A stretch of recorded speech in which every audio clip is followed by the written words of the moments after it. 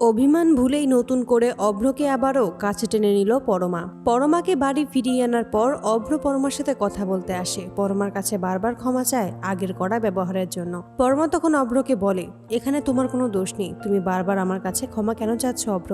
আমি তো সবটাই বলে এসেছি, আমি সমস্তটাই জানিয়েছি যে তোমাদের প্রতি আমার কোনো ক্ষোভ নেই, কোনো রাগ নেই। যেটা হয়েছে সেটা সম্পূর্ণ আমার জন্য, আমি নিজের কাছে নিজে লজ্জিত ছিলাম, তাই কাউকে মুখ দেখাতে চাইনি, তার জন্যই ওই সিদ্ধান্ত নিয়েছি। তবে সুদীপা, হ্যাঁ সুদীপাই আমার চোখ খুলে দিয়েছে, ও আমাকে বুঝিয়েছে জীবনটা অনেক বড়, নিজের জীবন শেষ করে দেওয়া কোনো কিছুর সলিউশন হতে পারে না, সবকিছু ভুলে নতুন করে সবটা শুরু করতে। তাই আমিও সিদ্ধান্ত নিয়েছি, এবার আমি নতুন করে সবকিছু শুরু করব, সবকিছু ভুলে যাব পুরনো অতীত। অভ্র তখন বারবার পরমার কাছে ক্ষমা চেয়ে বলে, আমাকে তুমি ক্ষমা করে দিও পারলে, আমিও চাই আমাদের এই সম্পর্কটা আরো একটা সুযোগ পাক। যা হয়েছে সবটা ভুলে আমরা কি নতুন করে আবার শুরু করতে পারি না? আমাকে দেবে কি সেই একটা সুযোগ পরমা? অভ্রর কথায় অবাক হয়ে যায় পরমা।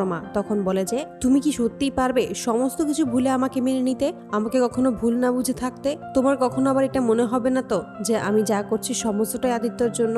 অভ্র তখন বলে, পুরনো কথা ভুলে যাও, আমরা আবার নতুন করে সবটা শুরু করব, সবাইকেই দেখিয়ে দেব নতুন করেও সবকিছু শুরু করা যায়। অপরদিকে সুদীপা পরমাকে দেখার জন্যই যখন পরমার ঘরের কাছে আসে, তখনই সুদীপা বাইরে থেকেই দেখতে পায় পরমা ও অভ্র দুজনেই একসাথে খুশি আছে। তখনই সুদীপা বলে ওঠে, অবশেষে তোমরা এক হলে, আমি তো এটাই চেয়ে এসেছি, আমি কখনোই কারো ক্ষতি চাইনি, সত্যি আমি চেয়েছি তোমরা ভালো থেকো।